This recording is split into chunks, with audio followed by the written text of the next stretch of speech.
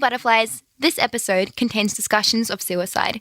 If this raises any issues for you or doesn't feel safe for you to listen to, step away, take a breath, and we'll see you in another episode. Or support is available through the links and phone numbers in the show notes. Before we get started, I'd like to acknowledge the traditional custodians of the land on which we record this podcast, the Wurundjeri People of the Kulin Nation. We pay our respect to elders past and present. Hi and welcome to Boldly Me. I'm Chloé Hayden and I'm an actor, author, disability activist and motivational speaker. In this podcast, I'll be chatting to people who are living boldly and are unapologetically themselves. Today, my guest needs absolutely no introduction, but I'm going to do it anyway because it's my job. He is a sporting champion, disability advocate, 2022's Australian of the Year. He's also got a wax figure made of him. You know you've made it when you have yourself internally done in wax. He's also one of my good friends. The person is Dylan Alcott. Hi, how are you? I'm good. How are you? What's going on? The first question I want to ask you is every single guest that I get on, I ask them what their hyperfixation is. Like, what are you fixating on? What's your thing in the moment? It could be a book, a thing, a hobby. What are you fixating on? Well, you know this, and some people might. I am trying to become an actor, right? And I am fixated on watching lots of content. And I've actually found myself, like, trying to learn and critique when I watch things, if that makes sense. So like I'm really like into it. Like critiquing other performances? Yeah, and like how I could pick some of that up or whatever it is. Right. Yeah, like I'm really into it. I'm loving Succession at the moment. And I was pretty excited that I met cousin Greg at the Grand Prix. Okay. And he was about 9 foot tall and a lot bigger than me. And I'm also, you know what else I'm fixated on? Giving myself more time to follow my passions at the moment. Wow. So I'm a very purpose-driven guy, and I really, we'll get into it later, I'm sure, but I had a pretty big year last year as Australian of the Year, and spent like 245 days on airplanes. Whoa! 300 plus like appearances or like meet and greets or whatever, and it was a bit too much. It was awesome. I'm very grateful for it. A lot. Yeah, it was a lot. So this is the year where I want to give space to like follow some new passions and see what I want to do, which is cool. So yeah. Acting is one of them. It is, yeah. I have, we were talking before we started recording, I didn't want to tell you this, but I'm on a bit of a high because I actually just filmed my reel that is going out to all acting agents. That's so exciting! Like half an hour ago. I just filmed God. 4 different scenes. So I've done it all. So I'm pretty excited. Oh my God, this is it. And it might be really bad, but hey. No, oh my God, Dylan Alcott, the actor. Oh, we love to see it. We'll see how we go. But hey, I've been putting a lot of work into it, and I've been working with a wonderful woman called Miranda Harcourt, who's an acting coach. And yeah, I've really had a crack, and I don't feel like, you know, when I finished a tennis match, I used to feel relieved it was over. Right? Sometimes I don't feel relieved that it's over, that reel. I feel relieved and excited because I'm like, I've got it now. I can send it out. If people hate it, sweet, I'll put it to bed and I won't do it. But I've just did the best that I could. And yeah, I feel right. Yeah, there's nothing writing on it. It's like if it works, it works. If it doesn't, it doesn't. Yeah, if it doesn't work, I'll just be begging you to write me into some kind of script. Hey, look, let's go. Let's it's your old friend Dylan. Remember me? Yeah. Sorry. Oh, no. You'd be like, who's that? What's up, tennis star? No. There's some guy in the wheelchair at the front of Hollywood trying to just calling your name, man. I'd love to ask, I think we might have spoken about this before, but one of the reasons why I love acting is because it's something I've had to do for my entire life anyway. I've had to put the mask on. I've always thought that acting was, my life for a very long time was playing pretend. It was putting on a face. Have you found similar with your own story? Yeah, I definitely don't want to say I'm a good actor, right? I've got a lot of ways to go, and maybe I'm good, maybe I'm not. That's up for you to decide if you see what I do. But what I will say is I'm definitely coming off a base of having to do that my whole life. Right. Mm-hmm. So I do feel more confident than I thought I would in this world.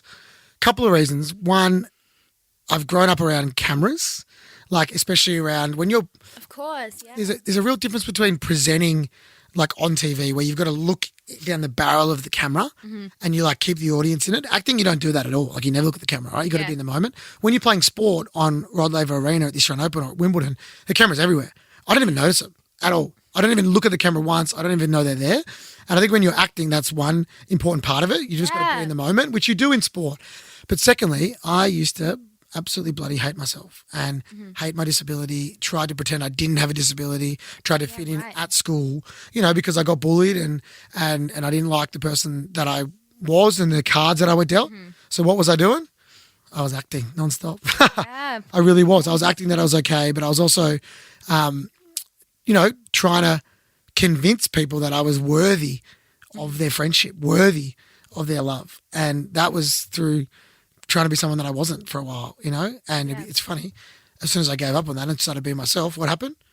I became worthy of their friendship and worthy of their love, But yeah, I feel like I've always been, and also I've been, as someone with disability, you've been just trying to knock down doors for ages and at sometimes faking it till you make it in there and telling people that you are, I can do this, even if in your head you're like, I don't know if I can do this. You know what I mean? Manifesting the shit out of everything. And part of that is acting through those moments. So, I do feel that. I really do. And it was actually quite refreshing to hear you say that as well, because I felt like that because of my disability, and you're obviously a bloody way better actor than I'll ever be, and you're killing it. But what hearing you say that is where I kind of get some of my confidence from as well, which is cool. Yeah, definitely. You are last year's Australian of the Year. Crazy. What the heck? Congratulations. Thank you. Washed up Australian of the Year, I like to call it. You're in history books, okay? Redundant Australian of the Year. An author, a sporting star. You've got a hectic resume, to put it frank. Take us back to the start of it. Like, what was your life like growing up before you became Dylan Alcott? Yeah. I don't get big on I get weird when people read out your resume, and I don't get big on the awards and stuff. But what I will say is, did I think any of that would have happened when I was a kid? Absolutely not. Yeah. For two reasons. One, representation of people with disability just wasn't enough, wasn't fair enough for the people that came before you and I. Yeah. And, there was a glass ceiling that we could reach a certain level and then they never smashed through it, right? Yeah. So that was one reason why none of that would have ever happened. Secondly, I wasn't proud of who I was. I wasn't proud of my disability. I got bullied because of it. Yeah. And I really struggled when I turned on the TV, the radio, the newspaper. I never saw or heard anybody like me, right? And whenever we did, it was a dramatised version, like a road safety ad where someone drink drives, has an accident. What's the next scene? Someone like me in tears because their life's over. And I used to think that's not my life, but I used to believe that was going to be my life. And everyone else did too, right? That's hard. And I used to get called a cripple or a spastic every time I went to school, and I started believing those words. So I used to shy away from my disability and sit at home and play video games and not leave the house. And it was tough, to be honest. It really was. And I learnt a very valuable lesson when I was 15. So that happened from like when I was 12 to 15, and that there is power in vulnerability and power in asking for help. Because in those 3 years that I really, really hated myself and didn't want to be here anymore, I didn't tell anybody. I didn't tell my brother. I didn't tell my family. Because I felt like a burden. I felt like an embarrassment. If I just told someone, like my brother, like, a professional, whatever, a teacher, I would have been fine. So, I learned that you don't have to do this by yourself. When you are struggling or you need help, just ask for it, right? I'm glad I learned that then, because a lot of people, especially someone listening right now, they might never get to that point, And I'm really lucky that I did, because as soon as I started owning my disability and being authentically me, my life changed. I got more confident. I used to be, eat a lot of junk food. I was pretty big. I lost a lot of weight. I found a sport, but people gravitated towards me because they're like, yeah, we like this guy. We're going to buy into him because he's being himself, right? Yeah. And it also normalized my disability for everybody else because I started talking about it more. I used to not shy away from it like I used to. And it was like incredible turning point for me. And that's when my life just started opening up in multiple facets of life. And I'm pretty glad that it did. You are a representation for so many people now. The amount of disabled people and even able-bodied people that can look at you and go, oh, sick, okay. If he's the representation, I can be the representation, You said that growing up you didn't have anyone that you could look at and go, okay, they're like me, so I know that I'm supposed to exist. And I know that was so such an immense part in my own story that I couldn't never find myself anywhere. So I was like, well, if I can't exist in the media, am I supposed to exist in real life? So I would find my representation through really quite obscure characters. It would be like, Disney characters. And I'd be like, oh, this character's kind of like me because their story metaphorically is similar to mine. Did you have anyone like that? Like, did you have any kind of form of representation, whether it was media or, people in your real circle as well? Yeah. Mine was definitely through sport. And you got a little flashing of it every 4 years when the Paralympic Games is on. Of course. But then it would just go away, right? And it was really hard to gravitate or latch on to people because they didn't get the exposure they deserve, And how do you then follow it? I think the best representation I ever got, and this is the best thing that tennis ever did for me. Wimbledon, Australian Open, gold medals, amazing. You can take it back. This moment was the best. I was playing a tennis tournament outside of Albury, Wodonga. If you're listening internationally, you don't know where that is, don't worry. Shout out Albury. In a place called Thaguna, right? And then I went to the Thaguna Open. I was staying wheelchair tennis. I was like 12 and my mum drove me there. And I remember pulling up at this tennis tournament and there was a guy there in a wheelchair driving a car. I didn't know you could do that, right? Wow. He had a family. I didn't know you could have a family. He was smiling and he was happy and I wasn't. And I didn't know you could do that. The representation of going to that tennis tournament and seeing people like me for the first time, just existing first and foremost, doing normal things, but then also competing in sport, changed my life. Bang. And that was my first, I used to go to hospital and see other kids like me, and you go to playgroup and whatever, but that was kind of it. And then I went to a mainstream school, so I didn't have anyone else with disability there. And I also used to shy away from it. So I was like, I'm not, disabled or whatever. And then I was like, wow, that guy, I remember he had a beer at night. I was like, wow, he's drinking a beer. That's cool. Just a normal person, doing normal person thing. Exactly right. And he wasn't even that good at tennis, this person. And, but it was just so powerful for me that moment. And then I was like, I've found my tribe here. I've found my people. Right. And that's why I lent into sport in my case. Yeah. But then I was watching Roger Federer play tennis on TV. I was like, where's the wheelchair tennis player? Nothing. Or I'd turn on a movie, nothing. Or I'd see an able-bodied person sit in a wheelchair and do a really crappy job at acting in a wheelchair. What the hell's that? Where are the wheelchairs? Oh, don't even get me started. Exactly right. So that was, and I guess you and I never actually said this or thought it, but I think deep down, I wanted to be that representation that people had. Right? Yeah. I never had a goal to do it. Yeah. But it just happened naturally. But I think deep down, burning inside was like, why can't I be that person? Why can't we change this? Well, like you said, you're such a driven person. It's like if I have something in mind that I want to do, I'm going to do it. Yeah, but I never put on the board, I'm going to be that person. What I did put on the board in my head was, I'm going to be me.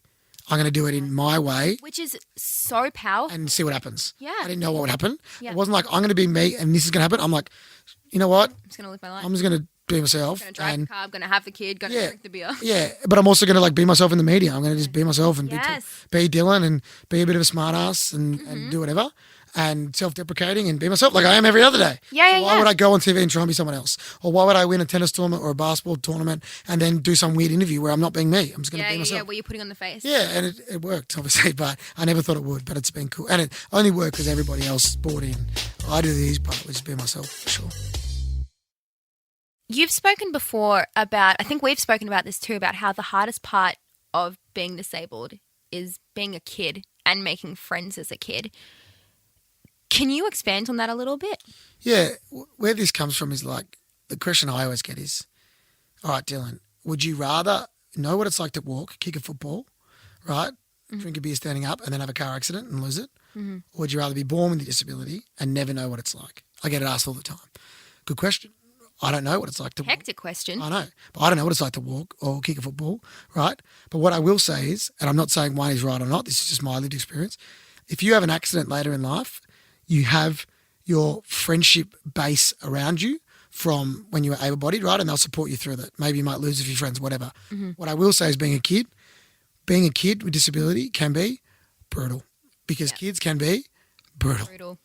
Why are kids brutal? Because they haven't had exposure to disability, because they don't learn about it at school. How many minutes of disability education did you do at school? Not a single second. 0. We still do 0. In fact, the disability education we had was literally watching a WorkSafe ad. And it was, if you don't look after yourself, you're going to become disabled. It was Exactly. It was seen, and it was like a 5-minute thing that we had where someone that was disabled came in and it was like, this happened to me because I was drink driving. It's a deterrence. Yeah. We are a deterrent. It's made to be seen as scary. And I'm not saying go drink drive, right? I obviously don't do that. But like, if you do have an accident, your life's not over. But if you're telling people it's what you believe, right? But yeah, I really, like, if we just done 1 hour once a year, every year at school, about why I go to the bathroom a bit longer than someone else, or why you might need a moment by yourself, you know, to compose yourself, whatever. Would have changed our lives, wouldn't it? Like, changed my life. I ended up getting homeschooled in halfway through year 8. You shouldn't have. And the reason, like, I went to 10 different schools, and I went to, city high schools and country schools where we had to milk the cows in the morning. I went to schools where we had 800 kids in a year level, and schools where we had 60 people in the entire school, and all of them had the same issues. And when I got my diagnosis, my psychologist told my parents, you need to pull her out of school today because you will not have a daughter by the end of the year. That shouldn't be. And my mum had to give up her whole life in order to homeschool me. It shouldn't be. You can either attend school if you're able-bodied, or you lose your child and have or homeschool them. That shouldn't be the two options. And I don't want to bag the curriculum, but I learned some serious crap that I never used again, right? But if 20% of our world's population are disabled, you're going to use your disability education stuff in your life. 100%. And it's so easy to implement it. It's even things, like how when we do other languages, we're learning like German and Japanese and stuff. Auslan, why is that not typical? Exactly. Well said. And it's starting to now as well, which is cool. Not enough, but it is there. And look, we're not complaining. Like, it is getting better, but it can get better quicker if you listen to lived experience. And here's 2 people telling a lot of people, the powers that be, this would be pretty handy, and it would have changed my life. And I know the kids that bullied you and bullied me are listening right now regretting it. But they didn't know. And that's the thing. It's not their fault. It's a learning experience. But if they did know, it would have been life-changing. Yes, 100%. And the thing as well is, like, yes, the school system I have spoken very, very immensely and very quite boldly about my... Oh, nice touch. Boldly me. Oh, thank you. Very nice. The podcast host. Yep. About my... I don't want to say hatred, but my disdain for our education system and how much it belittles anything that doesn't fit into this teeny tiny box of normality. And I don't know what words about, but the hurt that you feel, like that you felt. Like, it's not like I hate it just because it was annoying. It's like, no, I genuinely... Yeah, it's not like, I didn't like school. I loved learning. I loved getting educated. Like, knowledge was my favorite thing. I didn't learn anything in school. And it comes from a place of like, lived experience of how we feel, and like, let's not make kids go through that again. Like, hey, happened to us, that's fine, we're okay, we love our life now, we've got beautiful partners and we're happy as, but like, let's do something. So but we had to go through some shit. And I'm lucky I made it out. Exactly. Yeah. 100%. I'm lucky that we're chatting right now. And again, similar to what you were saying, how it's a group effort. I think the only reason why I am where I am and why I'm not currently 6 feet under is, number one, I'm incredibly privileged to have parents who love me and have supported me and were my rock when the rest of the world told me that I shouldn't be here. No, but I agree. If we didn't have our parents, like, we're not here. But we are privileged on the disabled scale, if that makes sense. 100%. You know what I mean? And they'll be like, you're saying you're 100%. privileged in a wheelchair. It's like, but we are. Like, like, I'm a white male. I'm from Melbourne, Australia, beautiful city. And, I've been supported out of scholarship to go to school. Like, I was lucky. Not everyone, especially in this country and all around the world, have the same things that we do. And especially for I last year, one thing that I was grateful and lucky to do, I got invited on country in the Northern Territory by some traditional owners to meet people with disability from First Nations communities. And like, I was like, I'm trying not to swear, but like, why have I not been here before? Like, it wasn't good enough that I hadn't been there. 2, like, someone with the same disability as me living on sand in a 50-year-old wheelchair. And that's in our country. Yeah, wow. It's like, that's not good enough. No. Right? And like, someone will fly in and give them funding or whatever and then leave and then they don't see them again. It's like, it's not good enough. You know what I mean? So we can do so much more here, and you and I are lucky to be doing what we're doing for sure. What would you say to, I guess, first of all, the education system, because I know this is something that we're both extremely passionate about, to teachers or people that are in the education system listening to this, what would you say is the most important thing for them to take away from this? One, you got to want to do it. You got to want to invest in it and do it, right? Before anything. Secondly, it is not as scary as you think, disability, and you might not think you have the authority to talk about disability, and fair enough, right? But do you know who does? People with lived experience. You and I. Yeah. There is so many people out there. I've got a consulting firm, GSA, where we educate governments and corporates around disability. There are so many other companies out there where you can get people in to talk about disability so you don't have to. Or there is content. But to the people that make the curriculum or fund it or whatever, like, let's make content. You and I'll do it and educate kids about, like, whatever. 100%. You know what I mean? And we want to do it because we believe in it, and it is it's an easier fix than you think, right? But also, you are, as an educator, investing in your students, yeah? So invest in them to educate them around diversity and inclusion, especially around disability inclusion, right? Yeah. Because they're going to see it every day. They're going to see it in their classroom. And you know what the best thing you said before is? 80% of your classmates might not have even known what autism was. And you are neurodiverse, right? They might not even know what that is. Imagine if you were talking about that in class, you might even feel confident enough to stand up and be like, hey, by the way, this is me, right? That gives you the confidence to be you as well. See how it's a holistic approach? Yeah. And look, the time to do it is now, and I just don't want to come on this podcast in 3 years and go, remember when we talked about that and we still haven't done it? Like, I've been talking about this for ages. Yep. Like, let's get it going and make it compulsory nationwide. Compulsory disability education. Like 1 hour a year. That's it. It's nothing. Why not? That's exactly like you said. It's so easy. It's easy. And it's we'll not make it scary. fun and cool and different. It doesn't have to be like 1980s Zimmer frame, like, ooh, disability. Yeah. Like, look at us. We're talking about it so naturally. It'd be fun, interesting. It'd be something that they can actually use in their life. Imagine if this is the podcast. As the reason why this happens. Hey, let's go. What up, Hey, pedestrian? everyone. Hey, TV? guys. Yeah. Pedestrian? What up, Hey guys, Junkie? you guys are listening. Daily Oz? The Guardian, what's up? Guardian. What's up? Yeah, Australian Education let's System. amplify Sean, this. what's up? What's going on? What would you say to young people that perhaps are in the same position that you were in when you were 12 to 15 and maybe don't see a future like what you've got? I think it's a ripping question, and I always think what I would tell my 12-year-old self, number one, get a better haircut, because I had like the gelled spikes. Oh my God. It was tough. Looked like I was trying to surf my own hair. It's giving Astro Boy. I used to just smash a bag of Doritos a day, so I'd stop doing that too. And there is so many amazing people out there that are worth your time. But I used to focus on the one D-head or the one idiot that used to give me a hard time. And this is relevant to, doesn't matter if you're 12 or you're 50. We focus on the negative things that people say to us all the time. Yeah. Right? For every one idiot, there are 10,000 other legends that are worth your time. And as soon as you give up and stop caring about what people think of you, it changes your life. Yeah. And it changed my life straight away. And it is a journey, and this is going to give some context.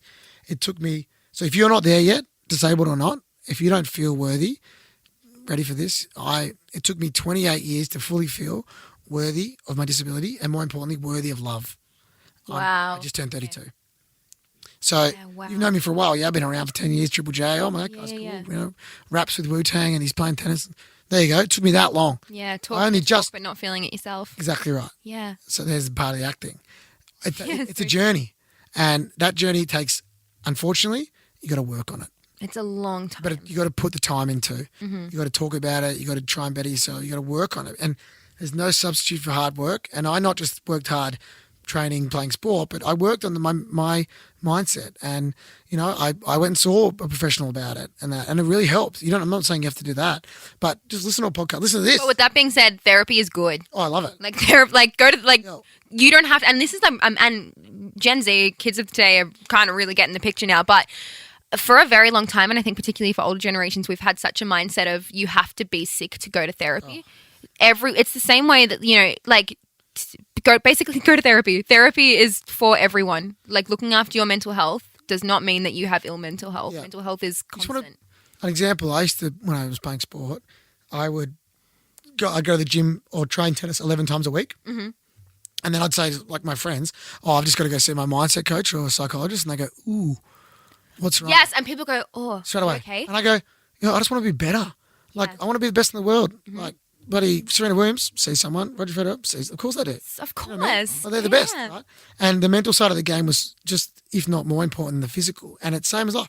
An example, like I stopped seeing someone for a while because I was busy last year. My partner tells me you should go see a psychologist. And I did, and I feel way better. And she even said yesterday, like, I'm proud of you, and you're like a different bloke. I was like, yeah, it's good to reconnect and things like that. So I'll always do it, and I encourage anybody to do it. But again, if it's not your thing, fair enough. We're not preaching. But what I will say is listen to this podcast and be like, you know what? I am worthy, and I'm going to go out there and ask that person on a date. Or I'm going to go to school and say to that guy's giving you a hard time, piss off, and I'm going to focus on everyone else. Or if a teacher's not including you, tell them. Like, I want to do it this way or whatever. You know what I mean? And employment and work, it's all the same. And take up space. Exactly. You deserve. Allow you know what? To take up space. I heard this other day from Obama, again, pick up the name drop. No matter who you are, you deserve to be in the room. Yes. And don't let anybody tell you that you don't. Mm-hmm. No matter if you're talking to the president or you are at a cafe or you are applying for a job or you are watching your favourite football team, you deserve to be there, right? Yeah. And don't let anyone tell you don't. If they do, they can get stuffed. It's not you, it's them. And this is them projecting on you. So true. And the other thing as well, which I think is really important for people to know, is it's so easy to hear that and exclude yourself from that conversation and be like, oh, well, that's great, but that doesn't actually include me. That is every single human being. There is not a single human alive that doesn't fit into that statement. Yeah. And if you think you don't, then that's even more so for you. Yeah. I met one of my favourite cricketers when I was a young kid. His name was Adam Gilchrist, he's a legend. And I met him and he said to me, hi, I'm Adam. And I went, like, I know, like you're Adam Gilchrist. And I was like, why did he just introduce himself? And then I realised, because he's just Adam. So any single time anybody comes up to me in the street, I always go, hi, I'm Dylan. And they go, I know. Okay, but what's your name? Like, I'm no better than anyone. Of course. Because I've won Wimbledon. Who cares? Like, stuff that, right? I'm just a person. And I really believe that if anywhere you go in the world, you deserve to be in that room, no matter who you're talking to. Yes. You're talking to you and I on the street, if anyone comes up or whatever. Because we're just people. It doesn't matter what title you have or what award you've won. Australian of the Year is amazing. But the day before and the day after, I was the same Dylan. I didn't need to win some award to be who I am. And I'm glad I learnt that at a young age, and I'll always try and check myself and remind myself of that for sure. Just humaning, just existing. Before we wrap up, I do something called a Boldly Me 3, which is 3 quick little questions that I ask all of my guests. Cool. I don't know what these are for everyone on the records. I'm excited. Okay, sick. I'm going in raw, like you listening right now. Great, let's do it. Okay, so the first question is, what is one song that never fails to make you feel happy? It is a gangster rap song called Protect Your Neck by the Wu-Tang Clan. Gangster rap. I know that you'd think, why does that make you feel happy? I love something about early 90s rap where they were trying to get their message across and they were sticking up for themselves. Right. It's the last song I listened to every time I played tennis. And wow. I got on stage with the Wu-Tang Clan and rapped it at Meredith Music Festival. Oh, my God. Rapped it word perfect in front of 15,000 people. And that actually started all of this because it got me a job on Triple J. Wow. Blah, blah, blah, blah, blah. So I owe a lot to the Wu-Tang and that song. Anytime it comes on, I never skip it. That's so cool. So adding Dylan Alcott rapper to your resume now. Well, I've got a good rap voice as well. You sound like you would have a good rap voice. But now I can't write the raps, but now, who knows, I might be an AI. I might just write some AI raps. Just go into ChatGPT. Yes, I mean. If Dylan Alcott wrote a rap, what would it be? About, disability hardship. What would it spit out? Let's try that later. Ooh, let's do it. Yeah. If Dylan Alcott was going to write a rap, what would it be? Number 2 is, what is one piece of advice that you would give your 13-year-old self? The main 2 things are be proud of the person that you are, proud of your difference, because everybody wants to be different. Mm-hmm. Different clothes, different hair, different house, different cars, different shoes. What better way to be different than lean into your disability, right, is what I told myself. Yes. And it changed my life straight away. And secondly, you are worthy. You deserve to be in the room. And every person that doesn't tell you, they aren't worth your time. Yes. So good. Number 3. If you could be any Disney character, who would you be? Is The Lion King Disney? You know what? I knew you were going to say The Lion King. Yeah, you know where my head went? I went to The Lion King and I very strangely went to Woody from Toy Story, but I don't know why. I'd be Woody. I love that. No, that's fun. I'd be like, genuinely Buzz Lightyear's too turbo, but Woody's really cares about his relationship and he yes. And I love he wants to fight for it. And he wants to make a difference. And he used to be Woody was a bit of a Suki Lala at the start of it, but he came good. So. You a Suki Lala? Not at all, but I used to be a Suki Lala when I was young. A bit of a why me guy. I'm definitely not a why me guy now, which is good. Yeah, they're my two. Thank you for having me. Thank you so much for Can I come back? Please. Season 2? Yeah, you can co-host it with me. Thank you for having me on. I'm very proud of what you're doing. Thank you very much. Thank you. What an incredible person. I'm so lucky to have the most incredible, amazing people surrounding me in my life. I think a really, really important thing that both I took from this chat and that I really want you guys to take from this chat is it is so vitally, instrumentally important that every single one of us has a seat at the table, that every single one of us are in the room and have a voice in the room. And one of the things that Dylan was saying as well, how important it is for other people to help us have that voice and to share those stories and to educate the wider populace and your kids and the children that you work with and the human beings that you work with about disability and how we can create a better, more accessible, more sustainable future for not just this singular box that we've created to believe to be the idealism of normal, but for every single human, because it is so important that we do all have a seat at the table. So with that in mind, my beautiful darling butterflies, thank you so much for listening to Boldly Me. If you liked what you heard today, make sure to rate and review the show on your podcast app if it lets you and if you feel so inclined, and maybe even let a friend know. Most importantly, be kind to yourself, be kind to others, and do whatever makes you feel happy. Bye.